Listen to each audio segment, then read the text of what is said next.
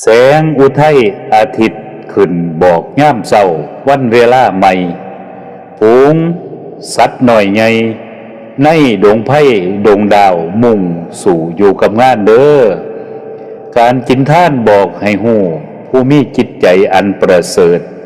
ฝากเสบียงบุญเอาไว้เป็นบันไดอยู่ขึ้นสู่พระนิพพานพี่น้องเอ้ยคนเฮาเกิดมาก็ต้องมีความต่อสู้กับเบียกกับงานเป็นปกติธรรมดาสัตว์โลกทั้งหลายเกิดขึ้นมาแล้วก็ต้องขึ้นมาหากินต่อสู้กับชีวิตการงานแต่ว่าเรื่องบุญเรื่องท่านของเฮาก็บ่ได้ขาดดอกการตักบาตรจังหัน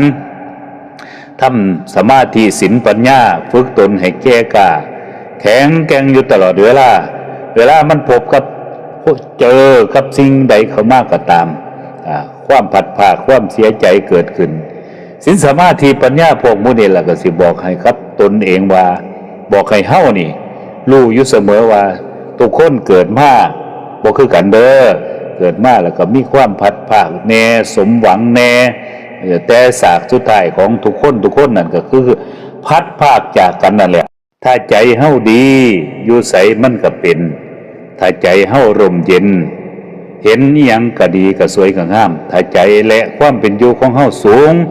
คิดดีทำดีสิ่งใดก็เลิศล้ำชีวิตและสิ่งดีๆก็นำความสุขกายสบายใจมาให้เฮาจิตที่เฮามั่นคงก้าวย่างเดินไปอย่างมั่นใจความฝันมันก็อยู่บ่ไกลเป็นไปได้ในทางที่ดีสุขชีวิตเพราะพร้อมด้วยความสุขความเจริญเพราะฉะนั้นจิตใจของเฮานี่ต้องสร้างให้มันสงบร่มเย็นอยู่ตลอดเวลารู้จักกินจักทานรู้จักแบ่งปันรู้จักความอยากพอดีกับตนเอาพอดีพอเพียงชีวิตมันก็มีความสุขฉะนั้นไผสิว่าจังได๋ก็ตามแต่บุญกุศลมันก็เกิดอยู่กับจิตฉิดอยู่กับใจของเฮาอยู่ได้ตลอดเวลา